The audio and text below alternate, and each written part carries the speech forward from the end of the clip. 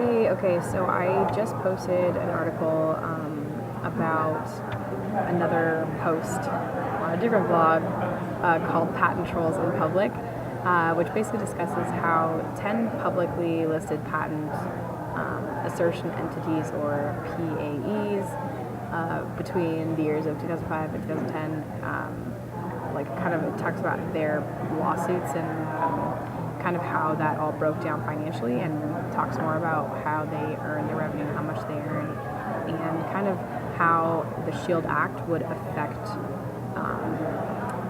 those PAEs, or patent trolls.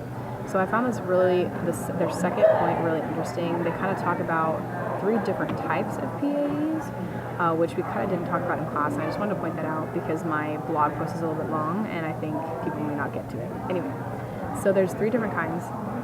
Middlemen, PA-based PAEs, are ones who acquire and license patents from third-party inventors, such as Acacia, and they file 80% of all PAE lawsuits, but earn only $0.7 million per defendant. The other big one is R&D-based PAEs, which conduct research and then file their own patents. For example, Rambus does this, and they file very few lawsuits, actually only 6% of all PAE lawsuits, but end up getting 83% of all of the PAE revenue. So this means that they earn about $54 million per defendant. So they're doing pretty well. And then the last type is the salvage-based PAE, where an operating company becomes a PAE using patents it developed for its own business. So Assure is an example of that.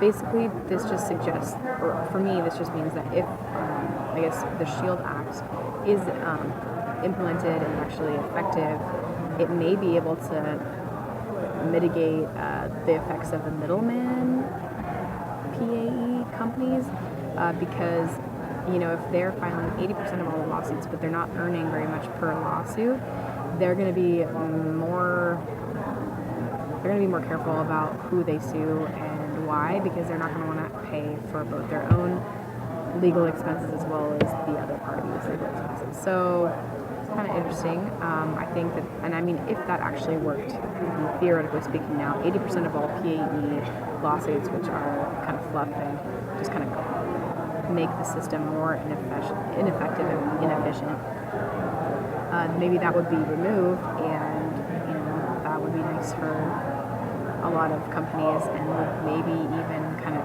continue to push our patent system reform that everybody seems to kind of want. So I thought this was interesting. I hope you do too. All right, thanks for listening.